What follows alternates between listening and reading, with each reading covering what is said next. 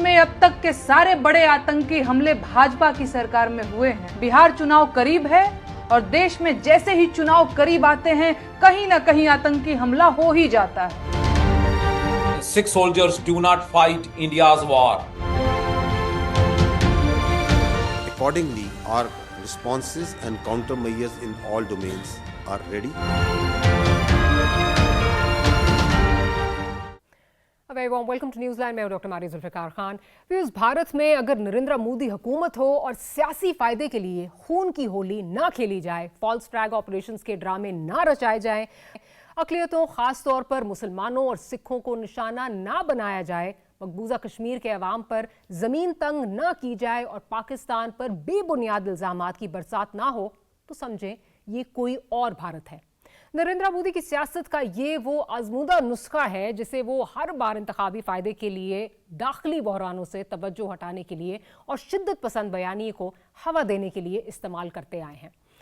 2019 में पुलवामा का false flag operation रचाया गया और उसका इस्तेमाल भारतीय इंतखाबात में वोट लेने के लिए और मकबूजा कश्मीर का स्पेशल स्टेटस ख़त्म करने के लिए किया गया। और अब 2025 में पहलगाम वाक़े के मकासद भी कुछ ऐसे ही नज़र आ रहे हैं। एक तरफ सिंतास मुआहदा ख़त्म करने की पुरानी साजिश, दूसरी तरफ बिहार में इंतखाबात करीब और उधर वक्फ इमलाक पर कानून साजी के बाद भारत के अंदर उठने वाले तूफान को दबाने के लिए फिर वही पुराना खेल खेला गया। लेकिन इस बार पर्दा फौरन चाक हो गया। टेलीग्राम पर लीक होने वाली खुफिया दस्तावेजात ने भारतीय खुफिया एजेंसी रॉ की साजिश को पूरी दुनिया के सामने बेनकाब कर दिया।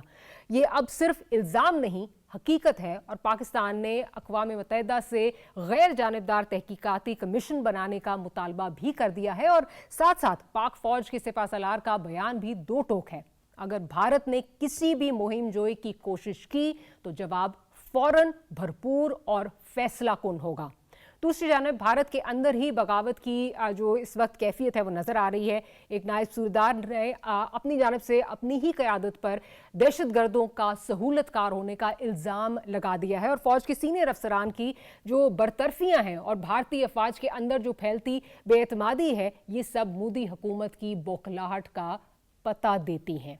इसके साथ साथ अगर भारत में अक़लियतों के साथ जुल्म की बात करें तो अक़लियतों को भारत में सिर्फ शहरी नहीं, रियासती जबर की लेबॉरेटरी का खाम माल बना दिया गया है।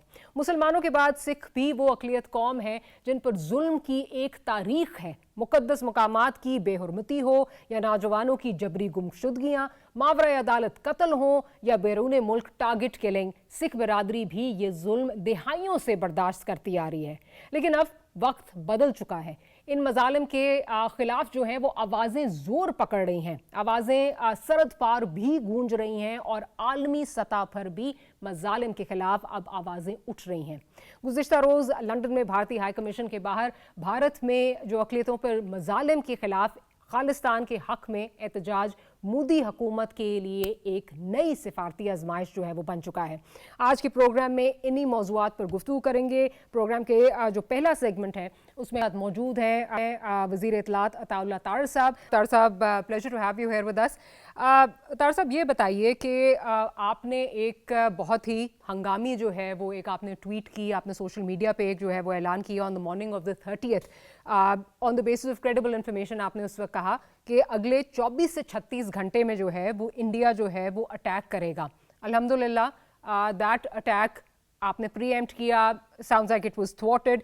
हैविंग सेड दैट, क्या आप ये कहेंगे कि वो थ्रेट अभी कंप्लीटली डिमिनिश हो गई है या आप ये कहेंगे कि अभी भी परसिस्ट करती है? Because it's an evolving situation. एक एस्केलेशन की सूरत हाल है और आपके सामने है कि डिप्लोमेटिक चैनल्स भी इंगेज्ड हैं, मुख्तलिफ ममालिक भी पाकिस्तान से सूरत हाल पर बात कर रहे हैं। तो हम ये समझते हैं कि ऑब्वियसली जब ऐसी सिचुएशन होती है तो इसमें बड़ी अनप्रिडिक्टेबिलिटी होती है। Having said that, I think obviously एक पॉसिबिलिटी तो इस चीज की रहेगी। कल आपने देखा कि आर्मी चीफ भी फ्रंट लाइंस पे गए, उन्होंने एक्सरसाइजेस भी देखी, उन्होंने ट्रूप्स का मोराल भी जो है वो बुलंद किया, उसको बूस्ट किया। तो ये एक सिचुएशन इवॉल्व कर रही है। इसमें मैं ये समझता हूं कि पाकिस्तान अमन का ख्वाहा है, मगर पाकिस्तान की अमन की ख्वाहिश को कमजोरी ना समझा जाए। और हम किसी भी इवेंचुअलिटी को डील करने के लिए तैयार हैं। हमारी आर्म फोर्सेस तैयार रहती हैं to deal with any aggression. और इंडिया ने हमेशा पहल की है, पाकिस्तान कभी पहल नहीं करता, बट पहल करेंगे तो उसका मुंह तोड़ जवाब आएगा। और जिस तरह लास्ट टाइम पुलवामा के बाद फैंटास्टिक कप ऑफ टी पिला के भेजा था, इस दफा फैंटास्टिक मार पड़ेगी और इस चाय सर्व नहीं करेंगे। इस दफा बड़ी बुरी तरह जो है वो इनको पता लगेगा कि पाकिस्तान पर मैली आंख से देखने का क्या नतीजा होता है। तो वी आर रेडी, हम तैयार हैं, हमें आजमाना नहीं, क्योंकि हम पहले भी बड़े अच्छे तरीके से इनको डील कर चुके हैं। और हम front line state and terrorism के खिलाफ हम ये वाकया क्यों करेंगे? और जब हम इंक्वायरी का कह रहे हैं कि इन्वेस्टिगेशन करवा लें, तो इसका मतलब यह है कि पाकिस्तान का कोई लेना देना नहीं है इस वाकये के साथ। अच्छा तार साहब, वी ऑल नो कि मोदी साहब इज़ नोन फॉर हिज जेंगोइज्म, और स्पेशली जिस वक्त जो एक उन्होंने गंग हो एटीट्यूड दिखाना होता है इलेक्शन के टाइम पे, और नवंबर में वहाँ पे बिहार में इलेक्शन है, तो ऑब्वियसली डोमेस्टिक कंजम्पशन और डोमेस्टिक कंपल्शन उनके ऊपर भी जो है वो एक आ रही है, सेल्फ तारी की है भी ऑफ कोर्स। कंसिडरिंग कि अभी जो उन्होंने स्पीच की है इस वाक़े के बाद, जो उन्होंने स्पीच की है रूटीन से हटकर उन्होंने अंग्रेज़ी में जो है वो एड्रेस किया, और उन्होंने जाके अंग्रेज़ी में ये कहा कि India will identify, track and punish every terrorist and their backers. So obviously ये तो जो वेस्टर्न वर्ल्ड है उसको एक पैगाम देने के लिए था, उनको बताने के लिए था। हैविंग सेड दैट, आपको लगता है कि जितनी बीच में जो सालिसी के किरदार, चाहे अमेरिका का जो अभी मार्को रूबियो साहब का जो है वो कॉल्स हों, या बाकी ममालिक की जो सालिसी की पेशकश है, वो इंडिया के लिए कुछ आपको लगता है कि इट ईज द टेंशंस, या आपको लगता है कि उसने कुछ ना कुछ करना है और वो मोदी कुछ ना कुछ करेगा ज़रूर डोमेस्टिक कंजम्पशन के लिए?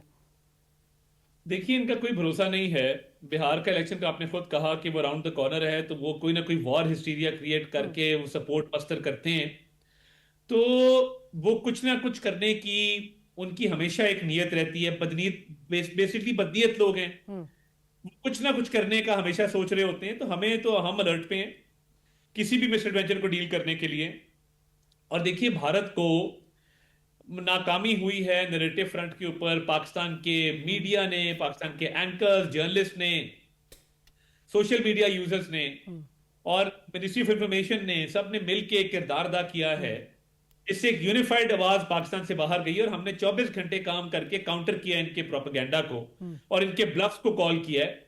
और डिप्लोमेटिक फ्रंट पे भी जो भारत तवक्को कर रहा था कि इतनी बड़ी मार्केट है, अच्छे रवाबित हैं ममालिक के साथ और पाकिस्तान को स्नैप किया जाएगा, तो मैं समझता हूं कि पाकिस्तान की बड़ी कामयाबी रही है कि सफारती महाज पे भी पाकिस्तान ने अच्छा परफॉर्म किया है और दोस्त ममालिक ने पाकिस्तान के लिए स्टैंड लिया है, चाइना ने, टर्की ने, और यूएस से अच्छी बातचीत हुई है।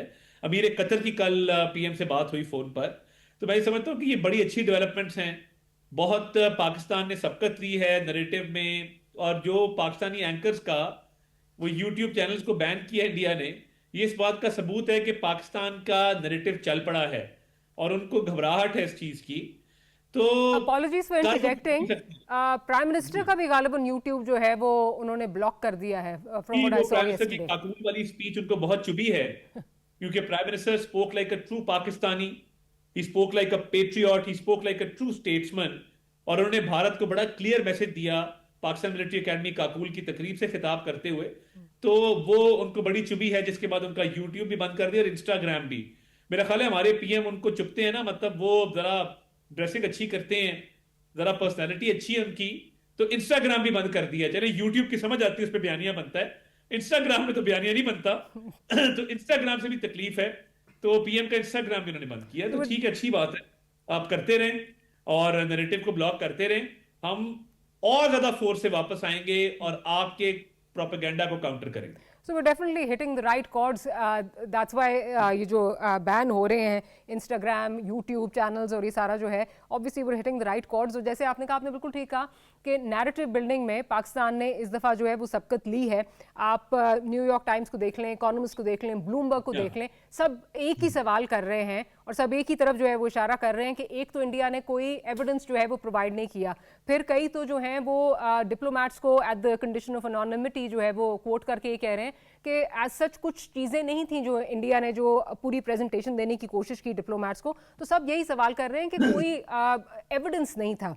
हैविंग सेड दैट, जितना हम इंडिया को देख रहे हैं पिछले मोदी साहब जब से आए हैं, आपको लगता है कि इससे जो है वो उनको सुबकी होगी कि अच्छा मेरा जो नैरेटिव हो वो बिक नहीं रहा, या आप समझते हैं कि वो और ज़्यादा जो है वो अपनी बात मनवाने के लिए किसी और एडवेंचरिज्म की तरफ जाएंगे? देखिए, इन तमाम दिनों के अंदर वो बहुत फ्रस्ट्रेशन का शिकार हैं। वॉइसेस ऑफ डाइसेंट उठ रहे हैं। कोई सीएम की स्टेट का उनके खिलाफ बात करता है, इंटेलिजेंसिया, एकेडमिया, जर्नलिस्ट, ऑपोजिशन सारे उनको सवाल कर रहे हैं कि ये आपने क्या किया, और इंडस वाटर ट्रीटी पे भी सवाल कर रहे हैं कि आप कैसे नल कर सकते थे। तो ये फ्रस्ट्रेशन कई दफा लीड करती है टू मिस एडवेंचर। तो उसके लिए तो हम तैयार हैं, ये हो सकता है, इसका इम्कान मौजूद है।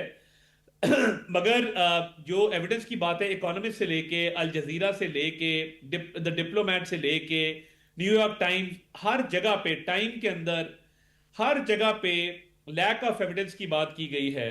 और India has failed miserably. I think master stroke था पाकिस्तान का कि हमने एक इम्पार्शियल और ट्रांसपेरेंट इन्वेस्टिगेशन का कहा। ये साबित करता है कि आवर हैंड्स आर क्लीन। अब एविडेंस तो इंडिया ने प्रेजेंट करना है, क्या करेंगे? कुछ भी नहीं है। किसी ग्रुप ने रिस्पॉन्सिबिलिटी क्लेम नहीं की, और आगे जाके वो क्या इस पे इंडिया बात कर सकता है अगर इतने दिनों में एविडेंस नहीं आ सका? और कभी फेक वीडियो आती है किसी कपल की, कभी कोई फेक इंफॉर्मेशन आ जाती है, एफआईआर रजिस्टर होती है, इस वाकये के 10 मिनट के अंदर पुलिस घंटे बाद पहुंचती है। तो ये एक अजीब मजाक बन के रह गया है, और भारत का ये प्रोपेगेंडा बुरी तरह पिट गया है, एक्सपोज हो गया है। And this frustration might at some time lead Modi to go into some misadventure. तो इसको रूल आउट नहीं किया जा सकता। Let's hope better sense prevails. But हम तैयार हैं, हमें आजमाना नहीं।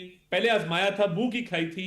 इस दफा तो मैं समझता हूं कि रिस्पॉन्स ऐसा डिसाइसिव और बिफिटिंग होगा कि आइंदा जरूरत नहीं करेंगे।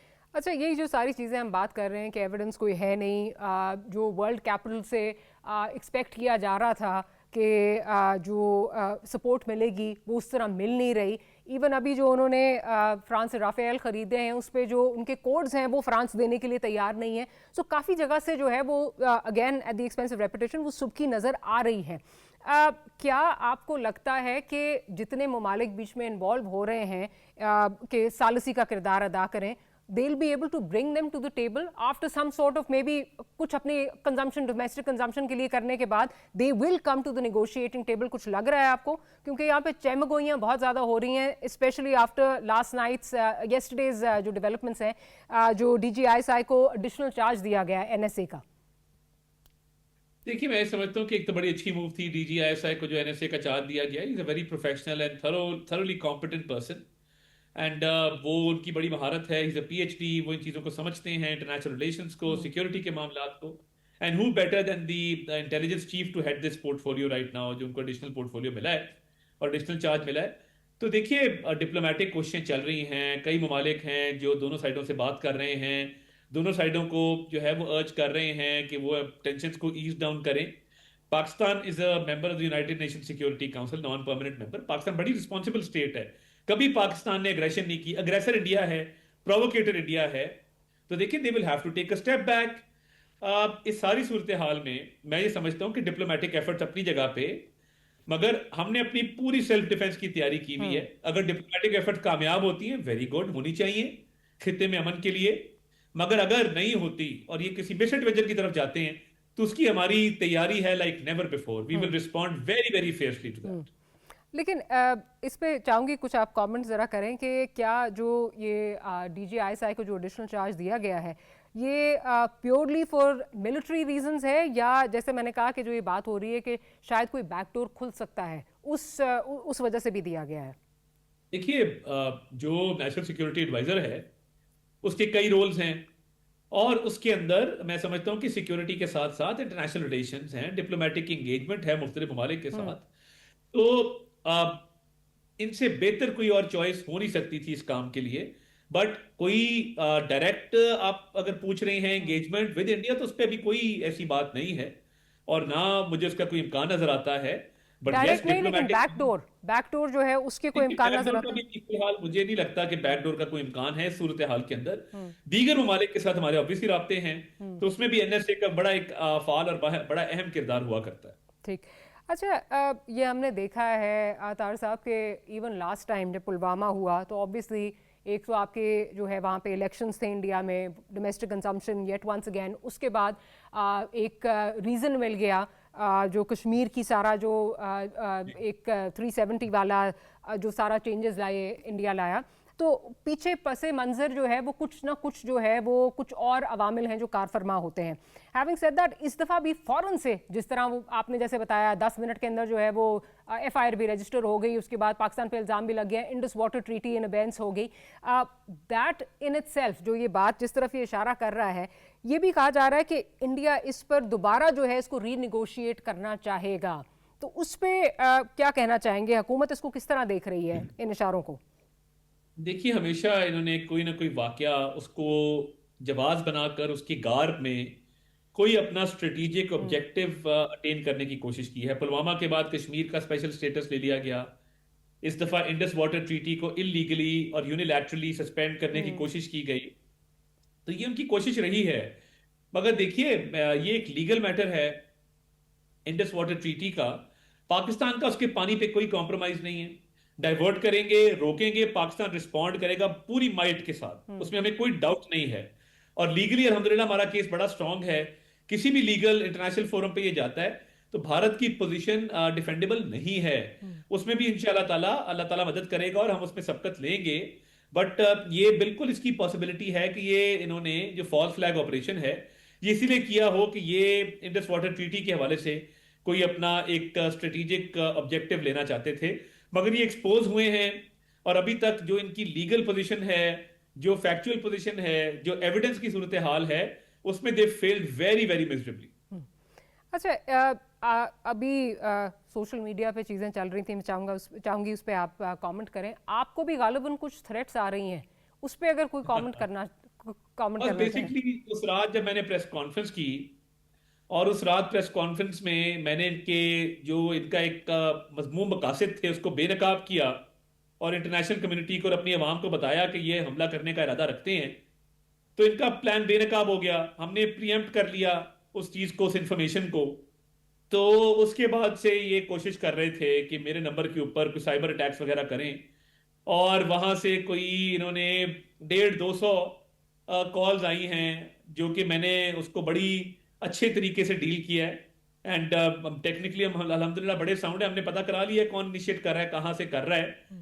तो ये इनकी बेवकूफ़ी है, खाम ख्याली है कि ये ऐसे टैक्टिक्स जो मैसेजिंग और फोन वाले हैं जिसके ऊपर ये अपना पूरा फोकस रखे हुए हैं कि हम इससे कोई ना कोई जो है वो घबरा जाएंगे। तो इनको तो इनकी सोच वहां तक जाती नहीं है जो हमारी टेक्निकल एक्सपर्टीज और जो हमारी प्लानिंग होती है। तो मैं इनको सिर्फ पैगाम देना चाहता हूँ कि ये इस तरह के ओछे हथकंडों से कुछ नहीं बनने वाला। कोई जरा कैपेसिटी बिल्ड करो अपनी। तो ये बड़े बेवकूफ लोग हैं और इस तरह के ओछे हथकंडे अपनाते हैं जो कि एक किसी स्टेट को या उनकी कोई भी इदारा हो इंडिया का उसको सूट नहीं करता।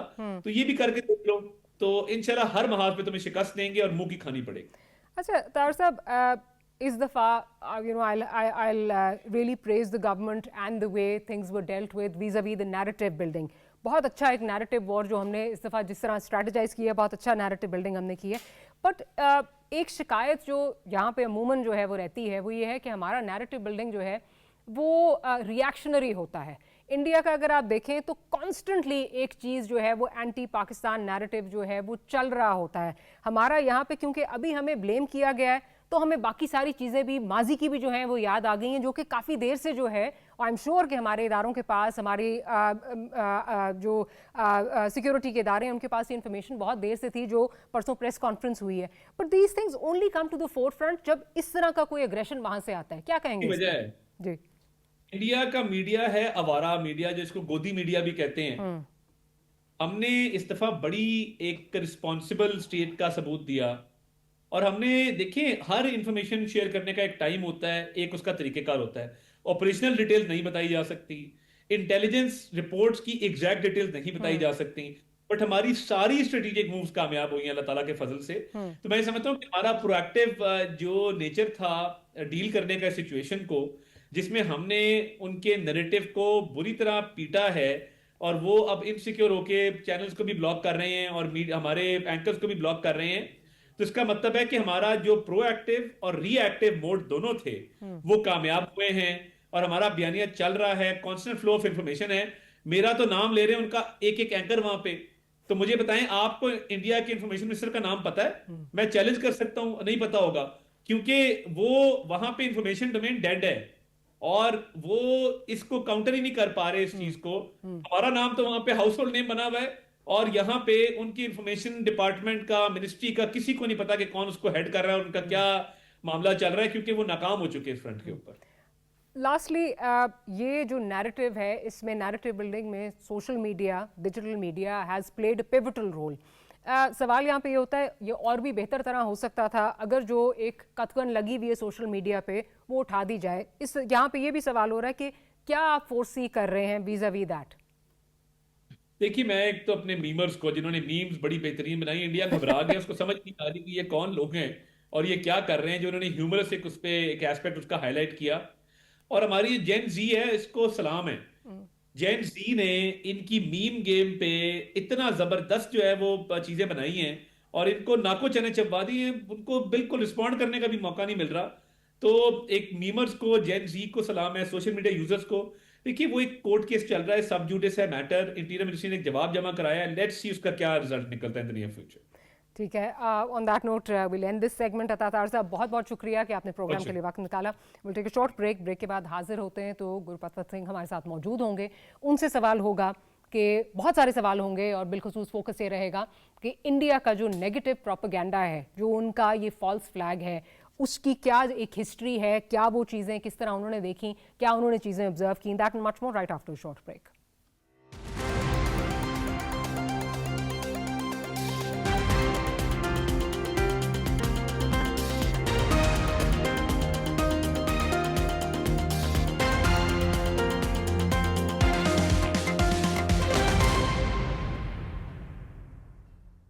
Welcome back after the break. जैसे कि ब्रेक से पहले हमने आपसे कहा था, ब्रेक पे जाने से पहले, कि ब्रेक के बाद हमारे पास गुरपतवंत सिंह पन्नू साहब मौजूद होंगे। आप लीगल एडवाइज़र हैं, स्पोक्स पर्सन हैं सीक्स फॉर जस्टिस के लिए। पन्नू साहब, welcome to the programme. Pannu साहब, शुरू करती हूँ मैं। जो आपके हम देख रहे थे, जो सोशल मीडिया पे आप गाए बगाहे जो है ऑन अ रेगुलर बेसिस जो है वो मोदी गवर्नमेंट को आप एक्सपोज करते रहते हैं। आपका एक मैंने जो ट्वीट है वो देखा जिसमें आपने लिखा हुआ था कि ओरिजिनली जो पहलगाम में जो हुआ उसकी जगह एक मैसेकर जो है वो प्लान हुआ था चन्नापुरा में, श्रीनगर में 13 अप्रैल के लिए। अगर आप उसकी डिटेल्स देना चाहें। जी भैन, थानू भी ते पाकिस्तान दे मेरे आवाम सारे भैन भरावां नूं वाहिगुरू जी का खालसा वाहिगुरू जी की फतेह। जी, ये बिल्कुल ठीक इंटैलीजेंस दी इन्हां दी इन्फॉर्मेशन है, इनसाइड दी, कि ਜਿਹੜੀ ਕਤਲੋਗਾਰਤ ਮੋਦੀ ਸਰਕਾਰ ਨੇ ਕਰਨੀ ਸੀ ਉਹ 13 ਅਪ੍ਰੈਲ ਖਾਲਸਾ ਸਾਜਨਾ ਦਿਹਾੜਾ ਚਨਾਪੁਰਾ ਸਿੰਘ ਜਿਹੜਾ ਹੈ ਸ਼੍ਰੀਨਗਰ ਦੇ ਵਿੱਚ ਨਗਰ ਕੀਰਤਨ ਨਿਕਲਦਾ ਤੇ ਉੱਥੇ ਇਹਨਾਂ ਨੇ ਫਾਇਰਿੰਗ ਕਰਨੀ ਸੀ ਔਰ ਸਿੱਖ ਮਾਰਨੇ ਸੀ। ਪਰ ਇਹਨਾਂ ਦੀਆਂ ਆਪ ਦੀਆਂ ਹੀ ਇੰਟੈਲੀਜੈਂਸ ਏਜੰਸੀਜ਼ ਨੇ ਉਹਨਾਂ ਨੂੰ ਇਹ ਕਰਨ ਤੋਂ ਰੋਕਿਆ, ਕਿਉਂਕਿ ਜਿਹੜਾ JD ਵੈਂਸ ਹੈ ਅਮਰੀਕਨ ਵਾਈਸ ਪ੍ਰੈਜ਼ੀਡੈਂਟ, ਉਹ ਉਸ ਤੋਂ 1 ਵੀਕ ਬਾਅਦ ਆਉਣਾ ਸੀ। ਸੋ ਉਹਨਾਂ ਨੇ ਕਿਹਾ ਵੀ ਜਿਹੜਾ ਤੁਸੀਂ ਇਹ ਕਰਦੇ ਪਏ ਹੋ, ਇਸ ਦੇ ਕਾਰਨ ਹੋ ਸਕਦਾ ਹੈ ਕਿ ਸਿੱਖਸ ਫॉर ਜਸਟਿਸ ਤੇ ਖਾਲਿਸਤਾਨ ਰੈਫਰੈਂਡਮ ਦੀ ਮੁਹਿੰਮ ਜਿਹੜੀ ਹੈ ਉਹ ਦੁਨੀਆ ਭਰ 'ਚ ਚੱਲਦੀ ਪਈ ਹੈ। ਹੋ ਸਕਦਾ ਵੀ JD ਵੈਂਸ ਜਿਹੜਾ ਉਹ ਆਪਣੀ ਵਿਜ਼ਿਟ ਕੈਂਸਲ ਕਰ ਦੇ, ਜਿੱਦਾਂ ਕਿ ਲਾਸਟ ਈਅਰ ਜਦੋਂ ਇਹਨਾਂ ਨੇ ਮੈਨੂੰ ਮਾਰਨ ਦੀ ਕੋਸ਼ਿਸ਼ ਕੀਤੀ ਤੇ ਅਮਰੀਕਨ ਪ੍ਰੈਜ਼ੀਡੈਂਟ ਬਾਈਡਨ ਨੇ ਇੰਡੀਆ ਜਿਹੜਾ 26 ਜਨਵਰੀ ਜਾਣ ਤੋਂ ਮਨਾ ਕਰ ਦਿੱਤਾ ਸੀ ਵੀ ਉਹ ਨਹੀਂ ਜਾਏਗਾ ਉੱਥੇ। ਸੋ ਇਹ ਹਾਲਾਤ ਵੇਖਦੇ ਹੋਏ ਉਹਨਾਂ ਨੇ ਉਹ ਜਿਹੜਾ ਆਪਰੇਸ਼ਨ ਹੈ ਉਹ ਕੈਂਸਲ ਕੀਤਾ ਔਰ ਜਿਸ ਦਿਨ JD ਵੈਂਸ ਨੇ ਭਾਰਤ ਪਹੁੰਚਣਾ ਸੀ ਉਸੇ ਦਿਨ ਇਹਨਾਂ ਨੇ ਆਪਣੀ ਰਾਸ਼ਟਰੀ ਰਾਈਫਲਸ ਔਰ ਇਹਨਾਂ ਆਪਣੇ ਪ੍ਰੌਕਸੀਜ਼ ਤੋਂ ਜਿਹੜਾ ਪਹਿਲਗਾਮ ਦੇ ਵਿੱਚ ਹਿੰਦੂਆਂ ਦੀ ਹੀ ਕਤਲੇਆਮ ਜਿਹੜਾ ਇਹਨਾਂ ਨੇ ਕੀਤਾ।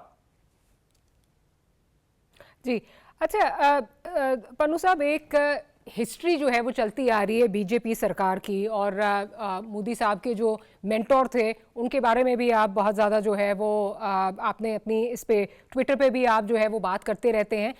जिक्र कर रही हूँ छत्तीस सिंहपुरा का। ये कुछ वैसे ही लगता है क्योंकि वहाँ पे भी उस वक्त भी एक अमेरिकन प्रेसिडेंट ने आना था, हाई लेवल अमेरिकन जो डिग्निटरी उन्होंने आना था, और इस दफ़ा भी यही था। तो एक जो आप कहना, अगर इसको कहा कि एक कंपैरिजन जो है वो किया जा सकता है दोनों चीज़ों का। देखो, ये हकीकत है ते असलियत है भैन। ਜਦੋਂ ਪ੍ਰੈਜ਼ੀਡੈਂਟ ਕਲਿੰਟਨ ਨੇ ਪਹੁੰਚਣਾ ਸੀ ਤੇ ਉਦੋਂ ਛੱਤੀ ਸਿੰਘਪੁਰਾ ਦੇ ਵਿੱਚ ਜਿਹੜੇ ਸਿੱਖ ਹੈ ਗੁਰਦੁਆਰੇ, 2 ਗੁਰਦੁਆਰਿਆਂ ਚੋਂ ਕੱਢ ਕੇ ਲਾਈਨ ਲਗਾ ਕੇ ਮਾਰ ਦਿੱਤੇ ਗਏ। ਔਰ 20 ਸਾਲ ਜਿਹੜਾ ਹੈ ਇਹਨਾਂ ਨੇ ਇਹ ਕਿਹਾ ਕਿ ਉਹ ਪਾਕਿਸਤਾਨ ਤੋਂ ਅੱਤਵਾਦੀ ਆਏ ਸੀ ਜਾਂ ਬੈਕਡ ਬਾਈ ਪਾਕਿਸਤਾਨ ਮਿਲੀਟੈਂਟਸ ਸੀਗੇ, ਟੈਰਰਿਸਟ ਸੀਗੇ। ਪਰ ਅੱਜ ਸਾਡੇ ਕੋਲ ਇਸ ਦਾ ਪ੍ਰੂਫ ਹੈ ਕਿ ਜਿਹੜਾ ਕੈਪਟਨ ਰਥੋਰ, ਜਿਹੜਾ ਕਿ ਇੱਕ ਜਿਹੜੀ ਡੈਥ ਸਕੁਐਡ ਹੈ ਉਸ ਨੂੰ ਲੀਡ ਕਰ ਰਿਹਾ ਸੀ, ਉਹ ਅਮਰੀਕਾ ਦੇ ਵਿੱਚ ਹੈ। ਮੇਰੇ ਕੋਲ ਉਹ ਕਨਫੈਸ਼ਨਸ ਕਰ ਚੁੱਕਾ ਹੈ, 10 ਵਾਰ ਉਹ ਮੈਨੂੰ ਇੰਟਰਵਿਊ ਦੇ ਚੁੱਕਾ ਹੈ ਕਿ ਉਸ ਭਾਰਤੀ ਫੌਜ ਨੇ ਜਿਹੜੇ ਹੈ ਰਾਸ਼ਟਰੀ ਰਾਈਫਲਸ ਨੇ ਅਜੀਤ ਡੋਵਲ ਦੇ ਕਹਿਣ ਦੇ ਉੱਤੇ ਸਿੱਖ ਮਾਰੇ ਸੀ।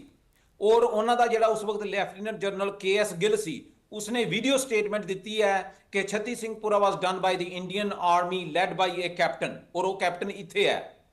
छत्ती सिंहपुरा भी भारतीय फौज ने कीता सी ते 20 साल जे तुसी वेट करोगे ते पहलगाम भी यही निकलेगा कि वो भारतीय फौज ने, राष्ट्रीय राइफल्स ने ते अजीत डोवल ने कीता है। उस वक्त बीजेपी का प्राइम मिनिस्टर अटल बिहारी वाजपेयी सी, अज जिहड़ा प्राइम मिनिस्टर वो नरेंद्र मोदी है। पर दोनों टाइम इन्हों ने पाकिस्तान नू एज ए टैरर स्टेट ताकि वो अमेरिका तो पाकिस्तान नू दूर कर सकन, दुनिया विच ये दस सकन कि पाकिस्तान जिहड़ा अतवाद फैलांदा है। बट अज दी तारीख दे विच today Narendra Modi's India is the biggest exporter of international terrorism. They are involved in transnational violence, चाहे वो कैनेडा दे विच साडे हरदीप सिंह निज्जर शहीद कीते है, चाहे मैनू मारन दी कोशिश कर रहे हैं, जां खालिस्तान रेफरेंडम दे साडे कोआर्डीनेटर यूके दे भाई परमजीत सिंह पम्मा नू मारन दी कोशिश कर रहे हैं। जिहड़ा छत्ती सिंहपुरा ते जिहड़ा पहलगाम है, this is done with an intention to label Pakistan as a sponsor of terrorism, अतवाद फैलाउण वाला, तां जो कोई भी दुनिया की नजर जिहड़ी इस वक्त नरेंद्र मोदी की सरकार नू इन्वेस्टिगेट करदे पे है, उन्हां दा ध्यान उत्थों हट के पाकिस्तान वाल जा सके। अच्छा, लेकिन पन्नू साहब ये बताइए कि जैसे आपने कहा कि वो कैप्टन राठौर साहब भी हैं, उसके बाद KS गिल साहब का भी, मैं दोनों के मैंने जो है वो इंटरव्यूज देखे हैं। गो के राठौर साहब का जो है वो ऑब्वियसली आपने बताया कि क्योंकि ही फियर्स फॉर हिज लाइफ, तो वो उस तरह का आपने चेहरा नहीं उनका जो है वो आया किया, चेहरा नहीं दिखाया। गिल साहब तो ऑन वीडियो भी हैं, लेकिन इसकी कोई रिप्रकशंस जो हैं वो मोदी गवर्नमेंट के लिए उस तरह आ नहीं रही, ना इंटरनेशनली और ना ही भारत के अंदर। क्या कहेंगे इस पे? देखो, वो जिहड़ी जिम्मेवारी बनती है वो बनती है पाकिस्तान की सरकार की। ਜਦੋਂ पाकिस्तान का सरकार और फौज हमेशा डिफेंसिव के उत्ते आ जाते हैं, ਅਸੀਂ नहीं कीता जी, तुसी सानू एविडेंस दो। Instead of being on the defensive, they need to actively pursue that India is the biggest exporter of international terrorism. They are not they're exporting the technology, but they are exporting terrorism. Pakistan ਨੂੰ ਇਹਦੇ ਵਿੱਚ actively ਕੰਮ ਕਰਨਾ ਪੈਣਾ ਹੈ, ਔਰ UN security council ਦੇ ਵਿੱਚ ਉਹਨਾਂ ਦੀ ਸੀਟ ਹੈ, ਉਹਨਾਂ ਨੂੰ ਰੈਜ਼ੋਲੂਸ਼ਨਸ ਪਾਣੇ ਪੈਣੇ ਔਰ ਉਸ ਦੇ VOTING ਹੋ ਜਾਏਗੀ। ਜਿੱਥੇ ਉਹਨਾਂ ਨੇ ਇੰਟਰਨੈਸ਼ਨਲ ਟੈਰਰਿਜ਼ਮ ਇੰਡੀਆ ਦੇ ਖਿਲਾਫ, ਮੋਦੀ ਦੇ ਖਿਲਾਫ ਪ੍ਰੂਫ ਲੈ ਕੇ ਜਾਣੇ ਹੈ। ਇੱਕ ਰੈਜ਼ੋਲੂਸ਼ਨ ਮੈਂ ਚਾਹੁੰਦਾ ਕਿ ਸਾਡਾ ਖਾਲਿਸਤਾਨ ਰੈਫਰੈਂਡਮ ਦਾ ਵੀ ਪਵੇ, ਕਿਉਂਕਿ ਡਿਪਲੋਮੈਟਿਕਲੀ ਜਿੰਨੀ ਦੇਰ ਤੱਕ ਤੁਸੀਂ ਇੰਡੀਆ ਨੂੰ ਕਾਊਂਟਰ ਨਹੀਂ ਕਰੋਗੇ, ਜਿੰਨੀ ਦੇਰ ਤੱਕ ਤੁਸੀਂ ਉਹਨਾਂ ਨੂੰ ਐਕਸਪੋਜ਼ ਨਹੀਂ ਕਰੋਗੇ, ਜਿੰਨੀ ਦੇਰ ਤੱਕ ਤੁਸੀਂ ਹਮੇਸ਼ਾ ਡਿਫੈਂਸ ਤੇ ਰਹੋਗੇ, ਤੇ ਜਿਹੜੇ ਕ੍ਰਾਈਮਸ ਨਰਿੰਦਰ ਮੋਦੀ ਨੇ ਜਾਂ ਭਾਰਤੀ ਹਕੂਮਤ ਨੇ ਕੀਤੇ ਨਰਿੰਦਰ ਮੋਦੀ ਤੋਂ ਪਹਿਲਾਂ, ਉਹ ਹਮੇਸ਼ਾ ਲੁਕੇ ਰਹਿਣਗੇ। ਤੁਸੀਂ ਜਦੋਂ ਡਿਫੈਂਸ ਤੇ ਹੁੰਦੇ ਹੋ ਤੇ ਤੁਸੀਂ ਆਪਣਾ ਬਚਾਅ ਕਰਨ ਦੀ ਕੋਸ਼ਿਸ਼ ਕਰਦੇ ਹੋ, ਜਦੋਂ ਤੁਸੀਂ ਆਫੈਂਸ ਤੇ ਹੁੰਦੇ ਹੋ ਤਾਂ ਫਿਰ ਤੁਸੀਂ ਦੁਸ਼ਮਣ ਨੂੰ ਐਕਸਪੋਜ਼ ਕਰਦੇ ਹੋ। And the responsibility and the onus lies on the Pakistan government and on the Pakistan army to expose Narendra Modi, to expose international terrorism of India. ਉਹਨਾਂ ਦੀ ਸਰਕਾਰ ਪਾਕਿਸਤਾਨ ਦੇ ਵਿੱਚ ਆ ਕੇ ਜਿਹੜੇ ਆ ਉਹ ਸਿੱਖ ਨੂੰ ਮਾਰ ਦਿੰਦੀ ਹੈ, ਜਾਂ ਨਿਸ਼ਾਨਦੇਹੀ ਕਰਕੇ ਕਿਸੇ ਮੁਸਲਮਾਨ ਭਰਾ ਨੂੰ ਮਾਰ ਦਿੰਦੀ ਹੈ ਤੇ ਕਹਿੰਦੇ ਜੀ ਇਹ ਟੈਰਰਿਸਟ ਸੀ। ਉਸ ਦੇ ਲਈ ਸਰਕਾਰ ਨੇ ਕੀ ਕੀਤਾ, ਇਹ ਜਵਾਬ ਤੁਹਾਨੂੰ ਪੁੱਛਣੇ ਪੈਣੇ और ਲੈਣੇ ਪੈਣੇ हैं। लेकिन बिल्कुल ये आप चले पाकिस्तान पे तो एक जो है इस पे आगे आते हैं, एक मल्टी प्रॉन्ग स्ट्रैटेजी बिल्कुल होनी चाहिए। लेकिन हैविंग सेड दैट, जो इस वक्त जो वहाँ पे जो लोग विक्टिम फैमिलीज हैं या वहाँ पे जो लोग देख रहे हैं कि क्या अज़ाइम है मोदी सरकार के, और एक आपका जनरल, फॉर्मर जनरल आके जो है ये बात कर रहा है, क्या that in itself damming indictment नहीं है मोदी सरकार के खिलाफ या उस वक्त की बीजेपी गवर्नमेंट के खिलाफ? मोदी सरकार तो नहीं कहूंगी, उस वक्त की बीजेपी ਭੈਣ ਬਿਲਕੁਲ ਹੈਗੀ ਹੈ, ਪਰ 10 ਬੰਦਿਆਂ ਦੇ ਉੱਥੇ 30 ਕਤਲ ਹੋਏ ਸਿੱਖਾਂ ਦੇ, ਤੇ ਉਹਨਾਂ ਦੇ ਫੈਮਿਲੀਜ਼ ਕੀ ਕਰ ਸਕਦੀਆਂ? ਪਹਿਲਗਾਮ ਦੇ ਵਿੱਚ 20 ਕਤਲ ਹੋਏ, ਉਹਨਾਂ ਦੀ ਫੈਮਿਲੀਜ਼ ਕੀ ਕਰ ਸਕਦੀਆਂ? ਜਦੋਂ ਪੂਰੇ ਦਾ ਪੂਰਾ ਭਾਰਤ ਦੀ ਸਰਕਾਰ, ਪੂਰੀ ਦੁਨੀਆ ਦੇ ਵਿੱਚ ਉਹਨਾਂ ਨੇ ਡਿਪਲੋਮੈਸੀ ਇਹ ਫੈਲਾ ਦਿੱਤੀ ਕਿ ਇਹ ਪਾਕਿਸਤਾਨ ਨੇ ਕੀਤਾ। ਤੇ ਜਿਹੜਾ ਆਲਰੇਡੀ ਵਿਕਟਮ ਹੈ, ਜਿਸ ਦੀ ਬੜੀ ਮੁਸ਼ਕਲ ਨਾਲ ਜਾਨ ਬਚੀ ਹੈ, we do not expect them to shoulder this responsibility कि वो जाके expose Karan. What you are talking about is a factual thing, and what I'm saying is a practical thing. Sure. Who is going to go and make sure that they put the bell and bell the cat? Who would do that? कौन करेगा वो हमेशा किसी ना किसी सरकार ਨੂੰ करना ਪੈਂਦਾ है, और ਅਸੀਂ 6 for Justice through Khalistan referendum is exposing and we have countered India's narrative for Pakistan, and we are defending even Pakistan that भी ਉਹ terror state नहीं है, India is a terror state. ਇਹ ਕਿਸੇ ਨਾ ਕਿਸੇ ਨੂੰ ਸਰਕਾਰ ਨੂੰ ਜ਼ਿੰਮੇਵਾਰੀ ਦੇ ਨਾਲ ਕਰਨਾ ਪੈਂਦਾ ਹੈ. अच्छा, आपकी एक्सपेक्टेशंस वैसे आपने, क्योंकि यूएनएससी की आप बात कर रहे हैं, यूनाइटेड नेशन सिक्योरिटी काउंसिल की, आप समझते हैं वहाँ पे, क्योंकि भारत एक बहुत बड़ी मंडी है इस वक्त, जिस तरह मुल्कों के जो आपसी रिलेशनशिप्स हैं वो इस पे चलते हैं कि कौन किसके साथ कितना जो है उनकी कौन कितना एक दूसरे के साथ जो है ट्रेडिंग चल रही है, कितना बिजनेस एक दूसरे के साथ, इकोनॉमीज पे जो है वो चलती है. आपको यूएनएससी से कोई एक्सपेक्टेशन है हकीकी मायनों में? बिकॉज अभी आप बात कर रहे हैं ना, जैसे आप कह रहे हैं, मैं जो बात कर रही हूँ वो एक रियलिस्टिक बात है, लेकिन उसकी दूसरी साइड जो है वो ये भी है कि आपके वहाँ पे लोग जो हैं वो obviously they not going to, वो अपने आप को जो है एंडेंजर नहीं करेंगे. सो मैं ये पूछना चाह रही हूँ, आपकी एक्सपेक्टेशंस वाकई हैं कि यूएनएससी इस पे कुछ एक्ट करेगी? आप माजी में हमने देखा कनाडा से किस तरह की आवाज़ें उठी, दीगर ममालिक से किस तरह की आवाज़ें उठी, लेकिन उसका कोई खातिर खा इफेक्ट नहीं आता. क्या कहेंगे इस पे? ਮੈਂ ਤੁਹਾਨੂੰ ਉਹੀ ਦੱਸਣ ਦੀ ਕੋਸ਼ਿਸ਼ ਕਰ ਰਿਹਾ ਨਾ ਭੈਣ, ਜਿੰਨੀ ਦੇਰ ਤੱਕ ਤੁਸੀਂ ਆਪ ਆਪਣੀ ਰਿਸਪਾਂਸਿਬਿਲਟੀ ਨਹੀਂ ਲਓਗੇ, ਆਪ ਤੁਸੀਂ ਪਾਕਿਸਤਾਨ ਉਹ ਆਵਾਜ਼ ਨਹੀਂ ਚੁੱਕੇਗਾ ਤੇ ਕਿਸੇ ਨੇ ਵੀ ਸਾਥ ਨਹੀਂ ਦੇਣਾ. ਯੂਐਨ ਸਿਕਿਉਰਿਟੀ ਕਾਉਂਸਲ ਦੇ ਵਿੱਚ ਜੇ ਅੱਜ ਰੈਜ਼ੋਲੂਸ਼ਨ ਪੈਂਦਾ ਹੈ, there is only one country probably that would be America that would be probably backing India. ਨਾ ਰਸ਼ੀਆ ਬੈਕ ਕਰੇਗਾ ਉਸ ਨੂੰ ਕਿਉਂਕਿ ਇਹ ਟੈਰਰਿਜ਼ਮ ਹੈ, ਉਹਦੇ ਤੇ ਵੀ ਲੱਗਦਾ ਹੈ. ਚਾਈਨਾ ਬਿਲਕੁਲ ਬੈਕ ਨਹੀਂ ਕਰੇਗਾ ਕਿਉਂਕਿ ਉਹਨਾਂ ਨੂੰ ਆਲਰੇਡੀ ਪਤਾ ਹੈ. ਤੇ this will be the responsibility of the Pakistan government to lobby with the UN Security Council, to lobby with the countries to support their resolutions. ਪਰ ਹੁਣ ਆਪਾਂ ਘਰੇ ਬੈਠ ਕੇ ਇਹ ਨਹੀਂ ਨਾ ਕਹਿ ਸਕਦੇ ਅਸੀਂ ਕਰੀਏ ਕੁਛ ਨਾ, ਪਰ ਦੁਨੀਆ ਆਪਣੇ ਆਪ ਕਹੀ ਚੱਲੇ ਜੀ ਭਾਰਤ ਜਿਹੜਾ ਅੱਤਵਾਦੀ ਦਾ ਦੇਸ਼ ਹੈ. What we are doing is practically we have put them on their knees ਕਿ ਉਹਨਾਂ ਨੂੰ ਬਾਹਰ ਆ ਕੇ ਸਾਨੂੰ ਮਾਰਨਾ ਪੈ ਰਿਹਾ ਹੈ. ਪੰਜਾਬ 'ਚ ਨਹੀਂ, ਅਮਰੀਕਾ 'ਚ ਆ ਕੇ ਸਾਨੂੰ ਮਾਰਦੇ ਪਏ ਆ, ਕੈਨੇਡਾ 'ਚ ਮਾਰਦੇ ਪਏ ਆ, only to stop us from campaigning and educating the international community that Pakistan is not a terrorist country.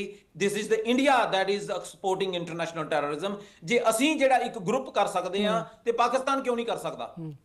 अच्छा, पन्नू साहब ये बताएं, आप बड़ी अच्छी तरीके से जो है वो बीजेपी का माइंडसेट जो है वो समझते हैं, मोदी सरकार को भी बहुत अच्छी तरीके से समझते हैं, उनको एक्सपोज भी करते आ रहे हैं.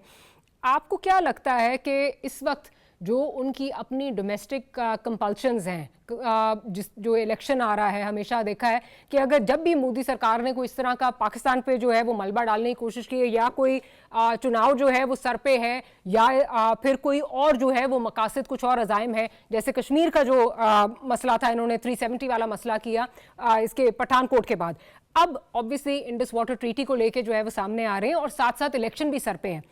आपको लगता है कि मोदी सरकार कुछ ना कुछ मिस एडवेंचर जो है वो जरूर करेगी पाकिस्तान को लेके? गो के जब पिछली दफा आए थे तो हमने बड़ी अच्छी चाय पिला के वापस भेजा था. देखो जे ਤੁਸੀਂ ਇਸ ਦਾ ਪਹਿਲੇ ਰੀਜ਼ਨ ਦੇਖੀਏ ਕਿ ਜਿੱਦਾਂ ਮੈਂ ਅੱਗੇ ਦੱਸਿਆ ਵੀ ਪਹਿਲਗਾਮ ਜਿਹੜਾ ਹੈ ਕਤਲੇਆਮ ਉਹ ਕਿਸ ਨੇ ਕੀਤਾ ਔਰ ਕਿਸ ਨੂੰ ਇਸ 'ਚ ਫਾਇਦਾ ਹੋ ਸਕਦਾ ਹੈ, ਇਹ ਦੱਸਣਾ ਜ਼ਰੂਰੀ ਹੈ ਤੇ ਸਮਝਣਾ ਜ਼ਰੂਰੀ ਹੈ. ਹੁਣ ਕਸ਼ਮੀਰੀ ਫਰੀडम ਫਾਈਟਰਸ ਹੈ, ਜਾਂ ਪੰਜਾਬ ਦਾ ਕੋਈ ਫਰੀडम ਫਾਈਟਰ ਹੋਵੇ, ਜਾਂ ਕਿਸੇ ਵੀ ਕੰਟਰੀ ਦਾ ਹੋਵੇ, ਕਿ ਆਮ ਜਿਹੜਾ ਕੋਈ ਇਨਸਾਨ ਹੈ, ਚਾਹੇ ਉਸਦਾ ਮਜ਼ਹਬ ਹਿੰਦੂ ਹੈ, ਸਿੱਖ ਹੈ, ਮੁਸਲਿਮ, ਉਸ ਨੂੰ ਮਾਰ ਕੇ ਆਜ਼ਾਦੀ ਮਿਲ ਸਕਦੀ ਹੈ? ਨਹੀਂ ਮਿਲ ਸਕਦੀ. ਜੇ ਅੱਜ ਕੋਈ ਆਮ ਟੈਰਰਿਜ਼ਮ ਕਰਦਾ ਹੈ, ਕਿਸੇ ਬੱਸ ਦੇ ਵਿੱਚ ਧਮਾਕਾ ਕਰਦਾ ਹੈ, ਕਿਸੇ ਟੂਰਿਸਟ ਨੂੰ ਮਾਰਦਾ ਹੈ, ਰਾਦਰ ਕਿ ਉਹਨਾਂ ਦੀ ਜਿਹੜੀ ਫਰੀडम ਦੀ ਫਾਈਟ ਹੈ ਉਹ ਉੱਪਰ ਜਾਏ, ਉਹ ਨੀਚੇ ਨੀਵੀਂ ਜਾਂਦੀ ਹੈ, ਕਿਉਂਕਿ ਦੁਨੀਆ ਦੇ ਵਿੱਚ ਉਹਨਾਂ ਨੂੰ ਅੱਤਵਾਦੀ ਕਿਹਾ ਜਾਂਦਾ ਹੈ. ਸੋ ਪਹਿਲਗਾਮ ਦਾ ਜਿਹੜਾ ਇਹਨਾਂ ਨੇ ਕਤਲੋਗਾਰਤ ਕੀਤੀ ਹੈ ਹਿੰਦੂ ਭਰਾਵਾਂ ਦੀ, ਉਸ 'ਚ ਕਿਹਨੂੰ ਫਾਇਦਾ ਹੁੰਦਾ? ਉਸ 'ਚ ਸਿਰਫ ਇੱਕ ਤੇ ਇੱਕ ਸ਼ੈਤਾਨ ਤੇ ਹਵਾਨ ਜਿਹੜਾ ਹੈ ਉਸ ਨੂੰ ਫਾਇਦਾ ਹੁੰਦਾ ਹੈ, ਉਹ ਹੈ ਭਾਰਤੀ ਹੁਕੂਮਤ. ਉਹ ਭਾਰਤੀ ਹੁਕੂਮਤ ਜਿਸ ਦਾ ਚਿਹਰਾ ਇਸ ਵਕਤ ਕਾਤਲ ਨਰਿੰਦਰ ਮੋਦੀ ਹੈ. ਇੱਕ ਤਾਂ ਉਹਨੂੰ ਫਾਇਦਾ ਇਹ ਹੁੰਦਾ ਹੈ ਕਿ ਅਮਰੀਕਨ ਵਾਈਸ ਪ੍ਰੈਜ਼ੀਡੈਂਟ ਪਹੁੰਚਦਾ ਹੈ ਤੇ ਇਲਜ਼ਾਮ ਸਾਰਾ ਜਿਹੜਾ ਹੈ ਉਹ ਟੈਰਰਿਜ਼ਮ ਦਾ ਪਾਕਿਸਤਾਨ ਤੇ ਲੱਗਦਾ ਹੈ, ਔਰ ਬਿਨਾਂ ਕਿਸੇ ਪ੍ਰੂਫ ਤੋਂ, ਬਿਨਾਂ ਕਿਸੇ ਐਵੀਡੈਂਸ ਤੋਂ ਤੁਸੀਂ ਦੇਖ ਲਿਆ ਕਿ ਸਟੇਟਮੈਂਟਸ ਵੀ ਆ ਰਹੀਆਂ ਕਿ ਜੀ ਪਾਕਿਸਤਾਨ ਦੇ ਵਿੱਚ ਕੋਈ ਟੈਰਰਿਜ਼ਮ ਬੈਠ ਕੇ ਕਰਦਾ ਪਿਆ, ਭਾਰਤ ਤੇ ਅਟੈਕ ਕਰਦਾ ਹੈ ਤੇ ਪਾਕਿਸਤਾਨ ਨੂੰ ਰੋਕਣਾ ਚਾਹੀਦਾ ਹੈ. ਇਹ ਸਟੇਟਮੈਂਟ ਇਟਸੈਲਫ ਟੈਲਸ ਕਿ ਦੁਨੀਆ ਉਹਨਾਂ ਦੀ ਗੱਲ ਬਾਏ ਕਰਦੀ ਪਈ ਹੈ, ਉਹਨਾਂ ਦਾ ਨੈਰੇਟਿਵ ਉਹਨਾਂ ਨੇ ਸੈਲ ਕੀਤਾ ਹੈ। ਦੂਸਰਾ ਪਾਰਟ ਉਸਦਾ ਇਹ ਹੈ ਕਿ ਉਹਨਾਂ ਨੂੰ 400 ਪਾਰ ਉਹਨੇ ਸੀਟਾਂ ਲੈਣੀਆਂ ਸੀ, ਉਸ ਦੀਆਂ 200 ਸੀਟਾਂ ਨਹੀਂ ਮਿਲ ਸਕੀਆਂ। ਉਹ ਉਸ ਵਕਤ ਇਸ ਵਕਤ ਉਹ ਦੂਸਰੀ ਸਰਕਾਰਾਂ, ਦੂਸਰੀ ਜਿਹੜੀ ਪਾਰਟੀਆਂ ਹੈ ਉਹਨੂੰ ਰਲ ਕੇ ਸਰਕਾਰ ਚਲਾ ਰਿਹਾ ਹੈ। ਬਿਹਾਰ ਦੇ ਵਿੱਚ ਇਲੈਕਸ਼ਨਸ ਹੋ ਰਹੀਆਂ, ਫਿਊਚਰ 'ਚ ਇਲੈਕਸ਼ਨਸ ਆਣੀਆਂ, ਸੋ ਵੋਟਾਂ ਦੇ ਲਈ ਉਹ ਇਹ ਕਹਿ ਚੁੱਕਾ ਹੈ ਕਿ ਜੀ ਅਸੀਂ ਜਿਨ੍ਹਾਂ ਨੇ ਹਮਲਾ ਕੀਤਾ ਹੈ ਉਹਨਾਂ ਨੂੰ ਅਸੀਂ ਸਖਤ ਤੋਂ ਸਖਤ ਸਜ਼ਾ ਦੇਵਾਂਗੇ ਤੇ ਮਾਰਾਂਗੇ। ਤੇ ਜੇ ਉਹ ਹੁਣ ਕੁਝ ਹਮਲਾ ਨਹੀਂ ਕਰਦੇ ਜਾਂ ਉਹ ਕੋਈ ਕਿਸੇ ਜਗ੍ਹਾ ਤੇ ਅਟੈਕ ਨਹੀਂ ਕਰਦੇ ਜਾਂ ਕੋਈ ਇੰਡੀਵਿਜੂਅਲ ਕਿਸੇ ਜਗ੍ਹਾ ਤੇ ਟਾਰਗੇਟ ਨਹੀਂ ਕਰਦੇ ਤਾਂ ਇਸ ਵਕਤ ਤੋਂ ਪਿੱਛੇ ਨੂੰ ਨਹੀਂ ਜਾ ਸਕਦੇ। ਇਹ ਮੇਰਾ ਮੰਨਣਾ ਹੈ ਤੇ ਮੈਂ ਸਮਝਦਾ ਕਿ ਉਹ ਕੁਝ ਨਾ ਕੁਝ ਜ਼ਰੂਰ ਕਰਨਗੇ ਤੇ ਪਾਕਿਸਤਾਨ ਦਾ ਜਿਹੜਾ ਆਵਾਮ ਹੈ ਤੇ ਜਿਹੜੀ ਪਾਕਿਸਤਾਨ ਦੀ ਫੌਜ ਹੈ ਉਸ ਨੂੰ ਢਿੱਲਾ ਨਹੀਂ ਹੋਣਾ ਚਾਹੀਦਾ। ਦੇਖੋ ਜੀ ਉਹ ਕੁਝ ਨਹੀਂ ਕਰ ਸਕੇ ਜਾਂ ਧਮਕੀ ਦੇ ਰਹੇ ਸੀ। ਇਹ ਜਿਹੜੀ ਹਿੰਦੂਤਵਾ ਏਜੰਡਾ ਹੈ, ਜਿਹੜਾ ਭਾਰਤੀ ਹੈ, ਜਿਹੜਾ ਹਿੰਦੁਸਤਾਨੀ ਹੈ, ਚਾਹੇ ਉਹ ਕਾਂਗਰਸ ਹੈ ਚਾਹੇ ਬੀਜੇਪੀ ਹੈ, ਇਹ ਦੋਨੋਂ ਇੱਕੋ ਹੀ ਹੈ ਜਿਨ੍ਹਾਂ ਨੇ ਹਮੇਸ਼ਾ ਮੁਸਲਮਾਨ ਭਰਾਵਾਂ ਦੀ ਤੇ ਸਿੱਖਾਂ ਭਰਾਵਾਂ ਦੀ ਕਤਲੋਗਾਰਤ ਕੀਤੀ ਹੈ। ਇਹ ਹਮੇਸ਼ਾ ਪਿੱਠ ਤੇ ਵਾਰ ਕਰਦੇ ਆ। ਤੁਸੀਂ ਢਿੱਲੇ ਨਹੀਂ ਪੈਣਾ ਸੋਚ ਕੇ ਕਿ ਜੀ ਉਹ ਕੋਈ ਹਮਲਾ ਨਹੀਂ ਕਰਨਗੇ ਤੇ ਅਸੀਂ ਆਰਾਮ ਨਾਲ ਬੈਠੀਏ। ਜੇ ਪਿਛਲੀ ਵਾਰੀ ਚਾਹ ਪਿਆਈ ਸੀ ਤੇ ਅਸੀਂ ਉਹਨਾਂ ਦਾ ਜਿਹੜਾ ਕੋਈ ਜਹਾਜ਼ ਹੈ ਉਹ ਸੁੱਟ ਲਾਂਗੇ। You need to be always prepared and do not ever underestimate your enemy. बिल्कुल। अच्छा, एक चीज़ बताइए, बेशक इस दफ़ा जो है वो सीटें जो इस दफ़ा तो बहुत ज़्यादा एक्सपेक्टेशन थी कि पता नहीं शायद 3/4 मेजॉरिटी ले जाएंगे और पता नहीं कितना जो है वो क्लीन स्वीप हो जाएगा, और जैसे आपने कहा कि मिल के हुकूमत जो है वो चलानी पड़ रही है, बट नॉनदलेस तीसरी दफ़ा मोदी साहब के सर पर प्राइम मिनिस्ट्री का ताज जो है वो सज गया। क्या आप ये कहेंगे कि उनका जो एक एजेंडा है, उनका जो उनका मैनिफेस्टो है वो भारत में जो है वो रेजोनेट कर रहा है, and at the end of the day उससे ये भी नज़र आता है कि भारत जो है आहिस्ता आहिस्ता जो है वो एक बड़ी तंग रियासत जो है वो बनता जा रहा है, स्पेशली मुसलमानों के लिए, सिखों के लिए, क्रिश्चियंस के लिए। मतलब आप देखते हैं कि उनका एजेंडा जो है वो उस तरह बिक रहा है, उनका क्या कहेंगे आप इसको? पहले ये देखना पड़ेगा कि that's where we have to always learn from the history and read the history. Modi ਜਿਹੜੀ ਹੈ ਉਹ ਤਾਂ ਹੁਣੇ ਆਇਆ 2000 ਦੇ ਵਿੱਚ, ਪਰ ਜਿਹੜੇ ਮੁਸਲਮਾਨ ਭਰਾਵਾਂ ਦੀ ਕਤਲੇਆਮ ਤੇ ਉੱਥੇ ਨਸਲਕੁਸ਼ੀ ਹੋਈ ਹੈ 1948 ਤੋਂ ਹੋ ਰਹੀ ਹੈ, ਉਹ ਕਾਂਗਰਸ ਦੀ ਸਰਕਾਰ ਸੀ।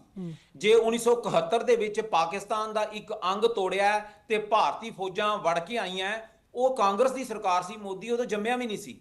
ਤੁਹਾਨੂੰ ਸਾਰੇ ਪਾਕਿਸਤਾਨ ਨੂੰ, ਆਵਾਮ ਨੂੰ ਤੇ ਸੈਨਾ ਨੂੰ ਤੇ ਤੁਹਾਨੂੰ ਜਰਨਲਿਸਟਾਂ ਨੂੰ ਇਹ ਸਮਝਣਾ ਪੈਣਾ ਹੈ ਕਿ ਇਹ ਏਜੰਡਾ ਜਿਹੜਾ ਹੈ ਉਹ ਇੱਕ ਇੰਡੀਅਨ ਨੈਸ਼ਨਲਿਸਟ ਜਿਹੜੇ ਮੋਦੀ ਦੇ ਉਲਟ ਹੈ ਉਹ ਫੈਲਾ ਰਹੇ ਹੈ ਜੀ। ਇਹ ਸਿਰਫ ਮੋਦੀ ਹੀ ਮੁਸਲਮਾਨ ਭਰਾਵਾਂ ਦਾ ਤੇ ਸਿੱਖਾਂ ਦਾ ਦੁਸ਼ਮਣ ਹੈ, ਪਰ ਜਿਹੜੀ ਕਤਲੋਗਾਰਤ ਮੁਸਲਮਾਨ ਭਰਾਵਾਂ ਦੀ ਕਾਂਗਰਸ ਦੀ ਸਰਕਾਰ 'ਚ ਹੋਈ ਹੈ, ਪਾਕਿਸਤਾਨ ਦਾ ਅੰਗ 1971 'ਚ ਟੁੱਟਾ ਹੈ, ਸਿੱਖਾਂ ਦੀ ਨਸਲਕੁਸ਼ੀ ਕਾਂਗਰਸ ਦੀ ਸਰਕਾਰ 'ਚ ਹੋਈ ਹੈ, ਸਿੱਖਾਂ ਦੀ ਪੂਰੀ ਪੰਜਾਬ ਦੇ ਵਿੱਚ ਇੱਕ ਕਿਲਿੰਗ ਫੀਲਡਸ ਬਣਾ ਦਿੱਤਾ ਗਿਆ, ਦਰਬਾਰ ਸਾਹਿਬ ਤੇ ਹਮਲਾ ਹੋਇਆ, ਵਿਧਵਾ ਕਾਲੋਨੀ ਬਣਾਈ, ਉਹ ਮੋਦੀ ਨੇ ਨਹੀਂ ਸੀ ਕੀਤੀ। ਤੁਸੀਂ ਮੋਦੀ ਨੂੰ ਐਜ਼ ਅ ਹਿੰਦੁਸਤਾਨੀ ਹਮੇਸ਼ਾ ਲੈਣਾ, ਮੋਦੀ ਨੂੰ ਐਜ਼ ਇੰਡੀਵਿਜੂਅਲ ਨਹੀਂ ਲੈਣਾ। ਮੋਦੀ ਤੇ ਕਾਂਗਰਸ ਤੇ ਰਾਹੁਲ ਗਾਂਧੀ ਤੇ ਰਾਜੀਵ ਗਾਂਧੀ ਤੇ ਇੰਦਰਾ ਗਾਂਧੀ ਜਾਂ ਜਿਹੜਾ ਫਿਊਚਰ 'ਚ ਆਣਾ ਹੈ, ਉਹਨਾਂ ਨੇ ਹਮੇਸ਼ਾ ਪਾਕਿਸਤਾਨ ਦੀ ਤਬਾਹੀ ਮੰਗਣੀ ਹੈ, ਉਹਨਾਂ ਨੇ ਹਮੇਸ਼ਾ ਸਿੱਖਾਂ ਨੂੰ ਮਾਰਨ ਦੀ ਤੇ ਕਤਲੋਗਾਰਤ ਕਰਨ ਦੀ ਕੋਸ਼ਿਸ਼ ਕਰਨੀ ਹੈ। ਇਸ ਦਾ ਇੱਕੋ ਇੱਕ ਹੱਲ ਹੈ ਕਿ ਅੱਜ ਪਾਕਿਸਤਾਨ ਦੀ ਸਰਕਾਰ, ਅੱਜ ਪਾਕਿਸਤਾਨ ਦੀ ਫੌਜ ਜਿਹੜੀ ਹੈ ਉਹ ਭਾਰਤੀ ਕਬਜ਼ੇ ਵਾਲੇ ਪੰਜਾਬ ਨੂੰ ਛਡਾਉਣ ਵਾਸਤੇ ਸਾਡੀ ਮਦਦ ਕਰੇ, ਤਾਂ ਜੋ ਖਾਲਿਸਤਾਨ ਹੋਂਦ ਵਿੱਚ ਆਏ। ਫਿਰ ਅਸੀਂ ਖਾਲਿਸਤਾਨ ਵਾਲੇ ਵੇਖੀਏ ਜਾਂ ਹਿੰਦੁਸਤਾਨ ਵਾਲੇ ਵੇਖੀਏ, ਅਸੀਂ ਉਸ ਦੇ 9 ਟੋਟੇ करांगे ਤੇ ਇਹ ਜਿਹੜਾ ਮੈਪ ਹੈ ਦੁਨੀਆ 'ਚ ਉਹਨਾਂ ਦਾ ਮਿਟਾ देंगे। अच्छा, इसमें जो आप अभी बात कर रहे हैं, इसमें एक बहुत जो इम्पॉर्टेंट फैक्टर है, पिवटल फैक्टर है, क्योंकि अभी जो पाकिस्तान पर अटैक होता है वो ऑब्वियसली जब जो आर्मी है उसमें एक बड़ा जो फैक्शन है वो सिखों का है। उनका माइंडसेट ज़रा अगर आप बताएं, अगर आप हमसे शेयर करना चाहें, क्योंकि जाहिर है एक तरफ आपकी जो है वो नस्लकुशी जो है वो हो रही है, मुसलमानों की हो रही है, सिखों की हो रही है, तो वो जाहिर है ये तो नहीं हो सकता कि वो इसको देख ना रहे हों या इसको फील ना करते हों। अगर आप उस पर कुछ बात करना चाहें। ਬਿਲਕੁਲ, ਦੇਖੋ ਜੀ, ਜਿਹੜੇ ਸਿੱਖ ਫੌਜੀ ਹੈ ਫੌਜ ਦੇ ਵਿੱਚ ਔਰ ਜਿਹੜੇ ਬੰਗਾਲੀ ਹੈ ਉਹਨਾਂ ਦੇ ਨਾਲ ਅਸੀਂ ਬਿਲਕੁਲ ਲਗਾਤਾਰ ਰਾਬਤੇ 'ਚ ਮੈਸੇਜ ਅਸੀਂ ਪਹੁੰਚਾ ਚੁੱਕੇ ਹਾਂ, ਔਰ ਇਹ ਮੈਂ ਤੁਹਾਨੂੰ ਖੁੱਲ੍ਹ ਕੇ ਦੱਸ ਸਕਦਾ ਕਿ ਉਹਨਾਂ ਦੇ ਹੌਸਲੇ ਬਿਲਕੁਲ ਬੁਲੰਦ ਨਹੀਂ ਹੈ।